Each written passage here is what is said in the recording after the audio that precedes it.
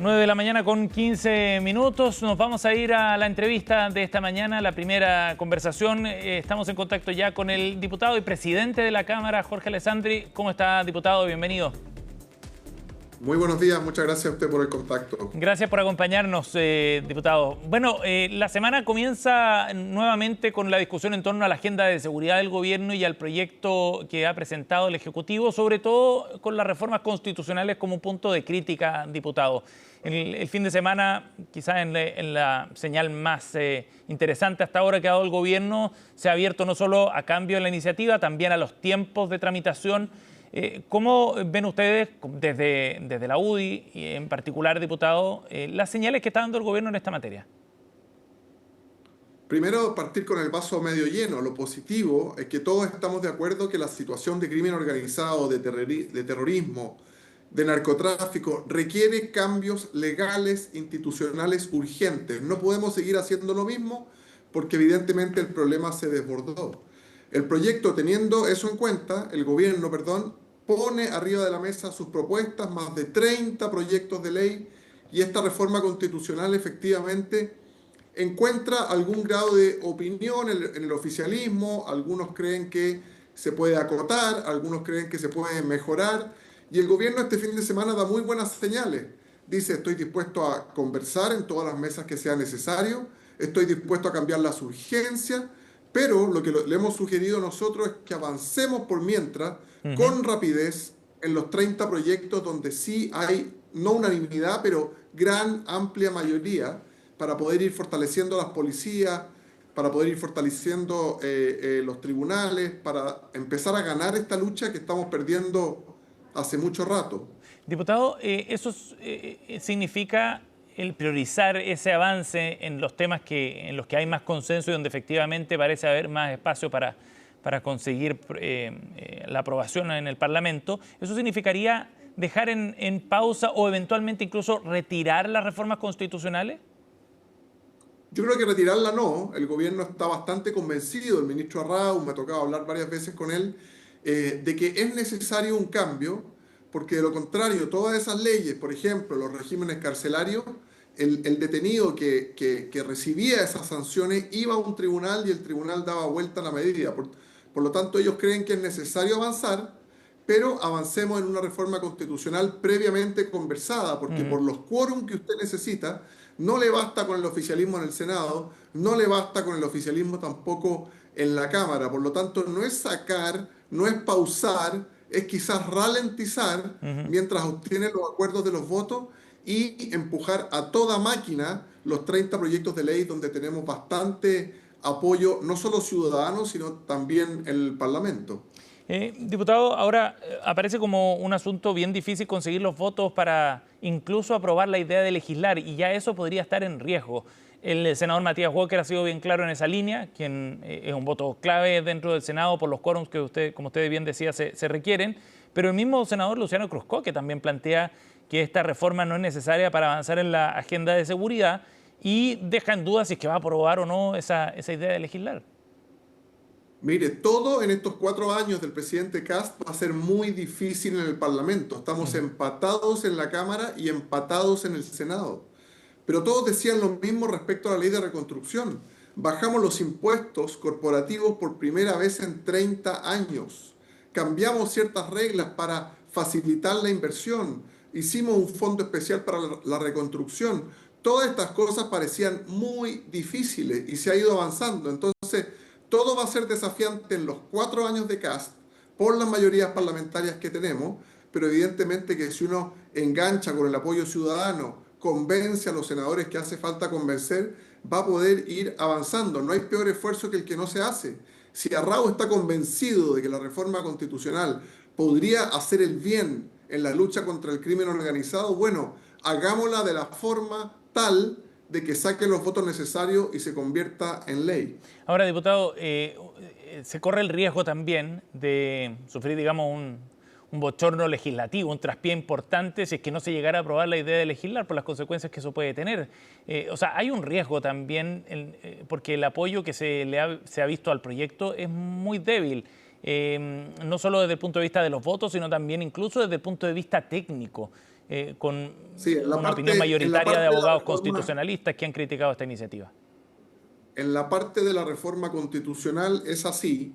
Por eso yo he hecho el llamado al gobierno a que se pare, avance con los proyectos de ley, Ujú. no se arriesgue a presentar todo como una misma idea de legislar y vayamos avanzando. Ahora, perder una votación en el Congreso nunca es un bochorno, así opera la democracia.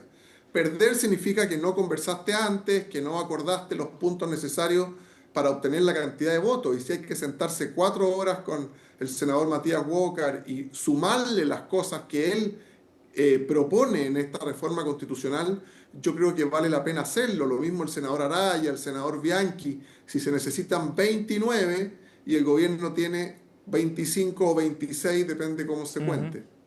Estamos con el diputado Jorge Alessandri aquí en CNN Chile Radio. Cuando apuntaba al bochorno, diputado, me refería fundamentalmente al trabajo prelegislativo, porque se presenta esto como una iniciativa fundamental en un tema muy sensible, además, para el gobierno. El proyecto, definitivamente, eso que ha quedado bien en evidencia, digamos, con distintas declaraciones, no tuvo suficiente trabajo prelegislativo de parte del gobierno. Mire, yo llevo algunos años en política, el trabajo prelegislativo al final nunca es suficiente, porque siempre hay una, dos o tres personas que dicen a mí no me consultaron. Por eso yo como presidente de la Cámara lo que motivo siempre es al trabajo legislativo, Ujú. porque el trabajo legislativo es abierto, es con transmisión en cámara en vivo, es frente a todos los partidos políticos con representación parlamentaria. El trabajo prelegislativo puede servir para ordenar a tus huestes, evidentemente acá no se hizo y si se hizo no sirvió, pero el trabajo verdaderamente importante para mejorar las leyes de cara a la ciudadanía y frente a todos, donde nadie puede reclamar que no fue invitado, es el trabajo legislativo. Y ahí están las comisiones de la Cámara, las sesiones de sala, podemos sesionar, le he dicho al presidente Kast, todos los días que sea necesario, en semana distrital, Ujú. porque estas son urgencias ciudadanas. Por lo tanto, hagamos la pega, que salga mejor de lo que entró al Parlamento y así opera la democracia. Diputado, ahora, ¿es este un proyecto que puede ser corregido? O sea, ¿son asuntos en el margen los que se pueden modificar y de esa forma darle viabilidad? ¿O hay un problema de fondo respecto a una reforma constitucional que sobre todo va a concentrar poder en el mandatario de turno, no en el propio presidente Kast, también eventualmente en otros hacia adelante, y que daña, según lo ha dicho distintos abogados constitucionalistas, el sistema de pesos y contrapesos en el sistema chileno? ¿No es un problema de fondo entonces? Yo creo que es corregible de todas maneras. El presidente de la UDI, Guillermo Ramírez, hizo una advertencia 3 días antes de que se presentara este proyecto y esos puntos fueron corregidos antes de presentarlo.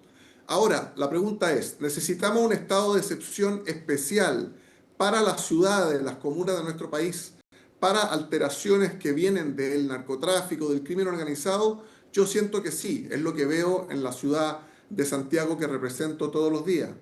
¿Cómo eso podemos compatibilizarlo con un gobierno presidencialista, pero también con los pesos y contrapesos del Parlamento? Es algo que podemos conversar. En un sistema presidencialista el presidente tiene mucho poder, pero cada cierto tiempo tiene que ir a un control al Parlamento, a otro poder del Estado. Cada 30 días, por la macrozona sur, el gobierno de Boric y el gobierno actual van al Parlamento a pedir permiso para seguir con el despliegue militar en el sur. Y eso es sano, es importante que el presidente lo pueda hacer, pero también es importante que tenga un control de otro poder del Estado. Entonces yo creo que definitivamente es mejorable la reforma constitucional, es necesaria en la parte de los estados de excepción distintos o especiales, pero siempre resguardando que esto lo va a aplicar no el presidente que a uno le gusta, sino que los 20 presidentes que vengan, y hay que ponerse siempre en el ejemplo de que lo aplica el presidente más alejado de tus ideas y convicciones para que quede bien hecho el peso y el contrapeso. Exacto, y ese es el punto, que no se trata solamente de que el plazo de vigencia de este nuevo estado de excepción sea de 120 días y se modifique a 30, por ejemplo, sino que más bien tiene que ver con la concentración de poder en el mandatario de turno, el no pasar por el Congreso, la cantidad de restricciones, además de derechos fundamentales, la posibilidad de intervenir comunicaciones. O sea, son herramientas también que se le están cediendo al mandatario de turno que se concentra en una sola persona y con un control débil. ¿No ve riesgo en eso, diputado? Pensando en lo que usted acaba de decir, que en el futuro, en 4 años más, en 8 años más, puede haber una persona de un signo completamente distinto al de usted. Por supuesto que hay riesgos. Siempre que usted concentra el poder en una democracia, hay riesgos, evidentemente. Por eso son plazos acotados, son circunstancias especialísimas. Pero el mayor riesgo hoy día lo está viviendo la ciudadanía en los barrios críticos. Tengo algunos en mi distrito, en la región metropolitana, que se enfrenta todos los días al crimen organizado. Y el crimen organizado no te pregunta si te puede interceptar las comunicaciones. Te arrebata el celular y te lo roba. No te pregunta si puede interceptar tu derecho a locomoción, te hace una encerrona y te roba el auto. Entonces, ese es el contrafactual. Esa es la opción B que está viviendo la ciudadanía. Ahora, ¿cómo el Estado interfiere en eso, recupera el orden público sin tocar la democracia y sus principios? Es algo que tendremos que hacer con sintonía fina en el Congreso para que quede bien hecho. En el sur, las personas que viven en la zona sur con despliegue militar sienten que el despliegue militar ha ayudado. Las cifras también lo avalan. Lo mismo en la frontera norte con el despliegue del ejército, de la Fuerza Aérea y en parte también de la Armada. Entonces, se puede usar la fuerza legítima sin intervenir en los derechos fundamentales, pero para eso tiene que quedar muy bien diseñado, tienen que haber leyes orgánicas constitucionales que den el detalle, tienen que haber reglas de uso de la fuerza, tiempos acotados y controles para los pesos y contrapesos que usted mencionaba antes. Diputado, y con las herramientas que tiene hoy día el gobierno, ¿no está en condiciones de hacer frente al crimen organizado? ¿No está en condiciones de enfrentar hoy día la situación de seguridad con las herramientas que tiene al momento? Parecía que con el plan Cancerbero se daba la sensación contraria, por eso se lo pregunto.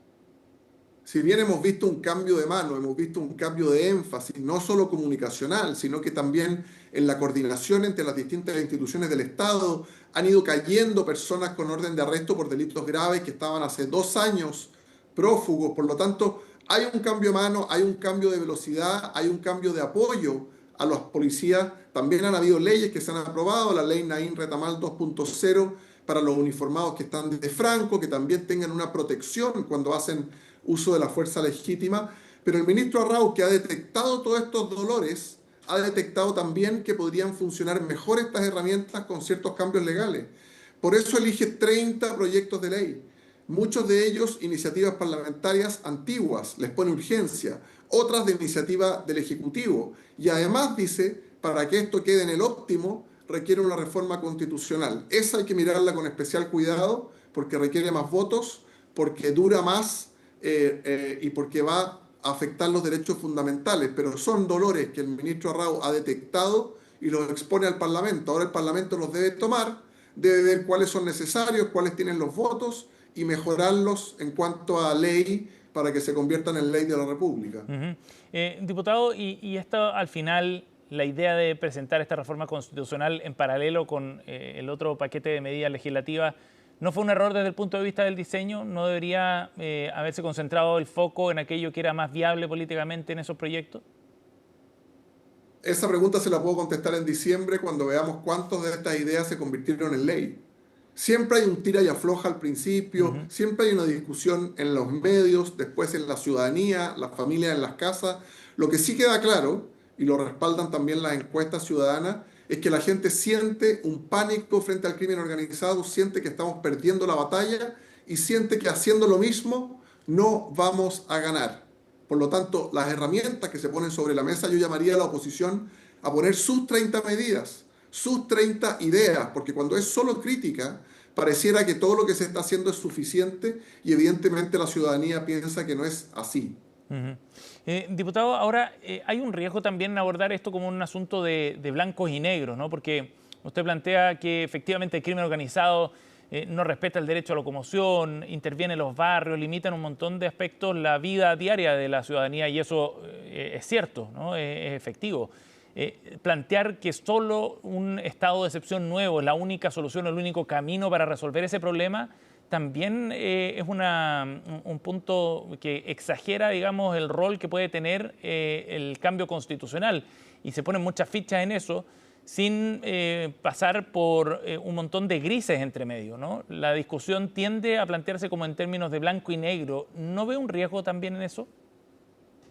Por supuesto que esta no es la única medida. Necesitaríamos un programa de 10 horas para explicar todas las cosas que están haciendo las policías, que están haciendo el Ministerio de Seguridad, que está haciendo Gendarmería, ahora que cambió su dependencia, que se está haciendo en coordinación con los países vecinos. Recuerde que hay cambio de gobierno en Bolivia y en Perú, lo que ayuda mucho a una coordinación. Por lo tanto, el ministro Raúl jamás ha dicho que la reforma constitucional es la bala de plata. Tampoco lo hemos dicho desde el Parlamento. Hemos dicho que esta es una de 40 o de 100 medidas que se están haciendo de apoyo, de énfasis, de cambios legales, de coordinación, para que nuestra lucha contra el crimen organizado pueda ir mejorando paso a paso. Esto no es automático, esto no es rápido, no hay ningún video de traslado de presos que solucione el problema real del narcotráfico, pero sí es un cambio de actitud, un esfuerzo legislativo y que va a tener muchas partes que la ciudadanía va a ir conociendo paso a paso y que al final, espero, por el bien de Chile, que notemos la diferencia en las cifras, en los barrios y en la vida cotidiana de las familias. Diputado, una última pregunta respecto a otro tema que tiene que ver con las declaraciones que hizo el ministro de Defensa Barros en relación al convenio 169, a la ley Lafkenche. En una entrevista con DF+ el fin de semana planteó varias críticas e incluso desliza que es necesario revisar si Chile debe mantenerse o no suscrito al tratado que origina el convenio 169.